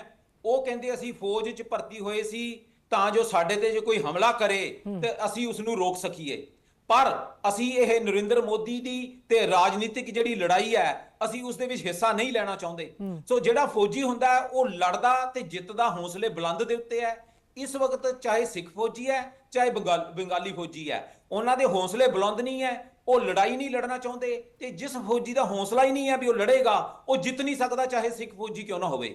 ਅਸੀਂ ਇਹ ਸੁਨੇਹਾ ਪੂਰੇ ਪੰਜਾਬ ਦੇ ਵਿੱਚ, ਪੂਰੇ ਬੰਗਾਲ ਦੇ ਵਿੱਚ, ਰਾਜਸਥਾਨ ਤੇ ਹਰਿਆਣਾ, ਅਸੀਂ 4 ਸਟੇਟਾਂ ਨੂੰ ਟਾਰਗੇਟ ਕਰਦੇ ਪਏ ਹਾਂ ਔਰ ਹਰ ਘਰ ਦੇ ਵਿੱਚ ਪਹੁੰਚਾ ਰਹੇ ਹਾਂ ਕਿ ਤੁਸੀਂ ਨਰਿੰਦਰ ਮੋਦੀ ਵੱਲੋਂ ਜਿਹੜੀ ਹਿੰਦੁਸਤਾਨ ਦੀ ਜੰਗ ਜਿਹੜੀ ਇਹ ਲੜਾ ਰਹੇ ਆ ਪਾਕਿस्तान ਨਾਲ, ਤੁਸੀਂ ਉਸ ਦਾ ਹਿੱਸਾ नहीं बनना। लेकिन उस पे आपको रिएक्शन क्या जो है वो मिलता है? बिकॉज ऑब्वियसली मैं ये नहीं कह रही कि एक जो है वो कंबाइंड या एक आपको एक आवाज़ कोई आएगी, बट जैसे आप लोगों से बात करते हैं, जो जिन फौजियों से बात करते हैं, जैसे आपने कहा आपका राब्ता रहता है, तो आपको क्या बताते क्या हैं? बात क्या उनसे बात क्या होती है जब आप इस बारे में बात करते हैं? मैं ਤੁਹਾਨੂੰ ਦੱਸਣਾ ਚਾਹ ਰਿਹਾ ਨਾ ਕਿ ਉਹ ਇਹ ਜੰਗ ਨਹੀਂ ਲੜਨਾ ਚਾਹੁੰਦੇ। They think this is a political war which is being done by Narendra Modi to save his prime ministership, to save BJP and to make sure ਕਿ ਕਾਂਗਰਸ ਪਾਵਰ ਦੇ ਵਿੱਚ ਨਾ ਆਵੇ। ਪਰ ਜਦੋਂ ਤੁਸੀਂ ਦੇਖਣਾ, ਤੁਸੀਂ ਇਹ ਨਹੀਂ ਦੇਖਣਾ ਕਿ ਜੀ ਇਹ ਬੀਜੇਪੀ ਦੀ ਸਰਕਾਰ ਹੈ ਜਾਂ ਇਹ ਕਾਂਗਰਸ ਦੀ ਸਰਕਾਰ ਹੈ। ਪਾਕਿਸਤਾਨ ਨੇ ਇਹ ਦੇਖਣਾ ਕਿ ਇੰਡੀਆ ਜਿਹੜਾ ਹੈ, ਹਿੰਦੁਸਤਾਨ ਹੈ, ਉਹ ਪਾਕਿਸਤਾਨ ਨੂੰ ਨਕਸ਼ੇ ਤੋਂ ਮਿਟਾਉਣਾ ਚਾਹ ਰਿਹਾ ਹੈ। ਉਹਨਾਂ ਨੇ 1971 ਚ ਉਹਨਾਂ ਦਾ ਅੰਗ ਤੋੜਿਆ ਸੀ, ਇੱਕ ਲਿਆ ਸੀ, ਹੁਣ ਉਹ ਬਲੋਚਿਸਤਾਨ ਵੱਲ ਨਜ਼ਰ ਕਰਦੇ ਪਏ ਹੈ। ਤੁਹਾਡੀ ਅੱਗੇ ਸਟ੍ਰੈਟਜੀ ਕੀ ਹੋਣੀ ਚਾਹੀਦੀ ਹੈ ਕਿ ਤੁਸੀਂ ਪੰਜਾਬ ਨੂੰ ਕਿੱਦਾਂ ਆਜ਼ਾਦ ਕਰਵਾਓ, ਤੁਸੀਂ ਕਸ਼ਮੀਰ ਨੂੰ ਕਿੱਦਾਂ ਆਜ਼ਾਦ ਕਰਾਓ, ਉਹਦੇ ਲਈ ਤੁਸੀਂ ਐਕਟਿਵਲੀ ਕੀ ਕਰਦੇ ਪਏ ਹੋ, ਨਾ ਕਿ ਤੁਸੀਂ ਡਿਫੈਂਸਿਵ ਤੇ ਹਮੇਸ਼ਾ ਰਹੋ ਕਿ ਜੀ ਮੋਦੀ ਦੀ ਸਰਕਾਰ ਜੀ ਟੁੱਟ ਜਾਏਗੀ, ਜੇ ਹਮਲਾ ਨਹੀਂ ਕਰੇਗਾ ਤਾਂ ਕਾਂਗਰਸ ਆਏਗੀ ਤੇ ਸਾਡੇ ਨਾਲ ਮਿਲ ਜਾਏਗੀ। ਕਾਂਗਰਸ ਨੇ ਹੀ ਸਭ ਤੋਂ ਜ਼ਿਆਦਾ ਪਾਕਿस्तान ਤੇ ਮੁਸਲਮਾਨ ਤੇ ਸਿੱਖ ਭਰਾਵਾਂ ਦਾ ਜਿਹੜਾ ਨੁਕਸਾਨ ਕੀਤਾ। अच्छा पन्नू साहब, जैसे आप बात अभी कर रहे हैं कि वो लड़ना नहीं चाहते, वो कहते हैं कि जी हम किसी और वजह से जो है वो फौज में भर्ती हुए थे, क्या आप ये कहेंगे कि शायद कोई ऐसा वक्त आए जिसमें अंदर से जो है फौज के अंदर से बगावत हो जाए? देखो, बगावत होवे या ना होवे उसदी मेरे कोल कोई भी इंफॉर्मेशन नहीं है, पर हकीकत एक है, सिख फौजी, हरियाणवी फौजी ते बंगाली फौजी दे हौसले बुलंद नहीं गए, हौसले टुटे हुए है। जे वो इस लड़ाई लगती है, इस लड़ाई दे विचों जित नहीं सकते। अच्छा, आखिरी सवाल, बिल्कुल क्लोजिंग की तरफ जा रहे हैं। आप पर भी बहुत सारे मैं देख रही थी कि बाउंटी भी आप पे रखी गई है। ऑब्वियसली इंडियन गवर्नमेंट तो उस तरह नहीं करेगी, लेकिन जो उनके जो एक्टर्स हैं वो इस तरह की चीज़ें जो हैं वो प्रोपोगेट करते हैं सोशल मीडिया पे। आपकी हेड मनी भी रखी गई है आपके खिलाफ। आपका जो अपना केस है, जो आप बड़ा आप फोर्सफुली उसको जो है वो परस्यू कर रहे हैं, उसमें काफ़ी आपको जो है वो सक्सेस भी मिल रही है, उसके बारे में ज़रा बताएं। बिकॉज दैट इन इटसेल्फ एक जीती जागती मिसाल है ट्रांसनेशनल टेररिज्म की। जिस तरह आपके साथियों को जो है वो मारा गया, तो उस पर ज़रा अगर बताइए। देखो भैन, ਉਹਦੇ ਚ ਇਦਾਂ ਵੀ ਜਿਹੜਾ ਸਿੱਖ ਹੈ ਨਾ, ਜਿਸ ਦੇ ਵਿੱਚ ਮੈਂ ਜਨਮ ਲਿਆ, ਤੇ ਸਾਡਾ ਇਹ ਮੰਨਣਾ ਹੈ ਅੱਲਾ ਦੇ ਨਾਮ ਤੇ ਗੁਰੂ ਨਾਨਕ ਸਾਹਿਬ ਦੇ ਨਾਮ ਤੇ, ਜਿਸ ਦਿਨ ਮੈਂ ਜੰਮਿਆ ਸੀ ਉਸ ਦਿਨ ਮੇਰੀ ਮੌਤ ਦੀ ਤਾਰੀਖ ਇੱਥੇ ਮੇਰੇ ਮੱਥੇ ਤੇ ਲਿਖੀ ਗਈ ਸੀ। ਜਿਹੜੀ ਮੌਤ ਹੈ ਉਸ ਤੋਂ ਅਸੀਂ ਡਰਦੇ ਨਹੀਂ, ਮਰਨ ਤੋਂ ਨਹੀਂ ਅਸੀਂ ਡਰਦੇ। ਇਸ ਦਾ ਸਿਰਫ ਸੁਨੇਹਾ ਮੈਂ ਜਿਹੜਾ ਹੈ ਮੋਦੀ ਸਰਕਾਰ ਨੂੰ ਅੱਗੇ ਵੀ ਦਿੱਤਾ ਸੀ ਤੇ ਹੁਣ ਵੀ ਦੇਣਾ ਚਾਹੁੰਦੇ ਆ ਕਿ ਜਿਹੜਾ ਪੰਜਾਬ ਹੈ ਭਾਰਤੀ ਕਬਜ਼ੇ 'ਚ, ਉਹਦੀ ਆਜ਼ਾਦੀ ਦੇ ਲਈ ਸਾਨੂੰ ਆਪਣੀ ਜਾਨ ਦੇਣੀ ਪਵੇ ਤੇ ਅਸੀਂ ਉਹਦੀ ਪਰਵਾਹ ਨਹੀਂ ਕਰਦੇ। ਪਰ ਜੇ ਮੈਂ ਰਹਿ ਗਿਆ, ਜੇ 6 ਫॉर ਜਸਟਿਸ ਤੇ ਖਾਲਿਸਤਾਨ ਰੈਫਰੈਂਡਮ ਰਹਿ ਗਿਆ, ਵੀ ਵਿਲ ਮੇਕ ਸ਼ੋਰ ਕਿ this will be Narendra Modi's political death, ਜਿਹੜੀ ਉਹਨੇ ਸਾਡੇ ਤੇ ਹਮਲਾ ਕੀਤਾ। We will disintegrate in Union of India. We will balkanize Union of India into 9 new nations, and you will see and you will mark my words कि पंजाब भारत के कब्जे चो आजाद होके खालिस्तान बनेगा। कश्मीर को आप किस तरह देखते हैं? जो भी हम ये यूनियन टेरिटरी के जो भारत के अज़ाइम हैं, और स्पेशली जिस किस्म की वहाँ पे इंडिजिनस मूवमेंट जो है वो एक चल रही है, आपको लगता है उनके अज़ाइम जो हैं वो आने वाले दिनों में जो है वो हकीकी मायनों में पूरे होते हुए नजर आ रहे हैं आपको? देखो, it's very unfortunate but I am going to tell you, पर ਜਿਹੜੇ ਕਸ਼ਮੀਰ ਦੇ ਬਸ਼ਿੰਦੇ ਕਸ਼ਮੀਰ 'ਚ ਬੈਠੇ ਆ, ਉਹ ਤੇ ਆਪਣੀਆਂ ਜਾਨਾਂ ਜਿਹੜੀਆਂ ਉਹ ਲਗਾ ਰਹੇ ਆ to defend their territory, to counter Indian army. ਪਰ ਜਿਹੜਾ ਕਸ਼ਮੀਰ ਦਾ ਬਸ਼ਿੰਦਾ ਬਾਹਰ ਬੈਠਾ ਹੈ, ਉਹ ਇਸ ਵਕਤ ਸੁੱਤਾ ਪਿਆ। They have failed the Kashmiri freedom fighters, and that will be one big failure in the history ਕਿ ਉੱਥੇ ਕਸ਼ਮੀਰੀ ਜਿਹੜੇ ਭੈਣ ਭਰਾ ਲਗਾਤਾਰ ਮਰਦੇ ਪਏ ਆ, ਆਪਣੀ ਡਿਫੈਂਸ ਕਰਦੇ ਪਏ ਆ, ਆਜ਼ਾਦ ਕਰਾਉਣ ਦੀ ਗੱਲ ਕਰਦੇ ਪਏ ਆ, ਤੇ ਕਸ਼ਮੀਰੀ ਜਿਹੜਾ ਬਾਹਰ ਬੈਠਾ ਹੈ ਉਹ ਜਾਂ ਪਾਕਿਸਤਾਨ ਵੱਲ ਵੇਖਦਾ ਹੈ ਜਾਂ ਉਹ ਉੱਪਰ ਅੱਲਾ ਵੱਲ ਵੇਖਦਾ ਵੀ ਆਪਣੇ ਆਪ ਕੋਈ ਰਹਿਮਤ ਹੋਏਗੀ ਤੇ ਆਜ਼ਾਦੀ ਹੋ ਜਾਏਗੀ, ਪਰ ਅੱਲਾ ਨੇ ਤੁਹਾਡੇ ਤੇ ਕਰਮ ਕੀਤਾ ਹੋਇਆ ਤੇ ਤੁਸੀਂ ਬਾਹਰ ਪਹੁੰਚੇ ਹੋ।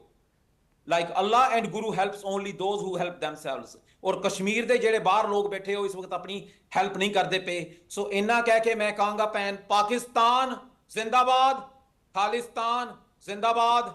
ਵਾਹਿਗੁਰੂ ਜੀ का खालसा, वाहिगुरु जी की फतेह जी। गुरपतन सिंह, बहुत सारा आपका शुक्रिया कि आपने प्रोग्राम के लिए जो है वो वक्त निकाला। On that note will close today's programme. आपने सुना कि वो कह रहे हैं और किस तरह वो एक्सपोज आए दिन जो है जो भारतीय सरकार है, स्पेशली इस वक्त जो बीजेपी की सरकार है, उनके नापाक अज़ाइम किस तरह वो आए दिन जो है वो एक्सपोज करते आ रहे हैं। जैसे कि उन्होंने कहा कि ये एक्चुअली ये चन्नापुरा में जो है वो श्रीनगर में ये जो इंसिडेंट है, जो ये एक मैसेकर है, सिखों का मैसेकर जो है वो होना था, लेकिन फिर मोदी सरकार को एडवाइस किया गया कि आप पहलगाम का जो है वो रुख कीजिए because of all reasons that have been explained in this programme. Programme हम क्लोज करते हैं। आपसे मुलाकात होगी कल। गुड नाइट एंड अल्लाह हाफिज़।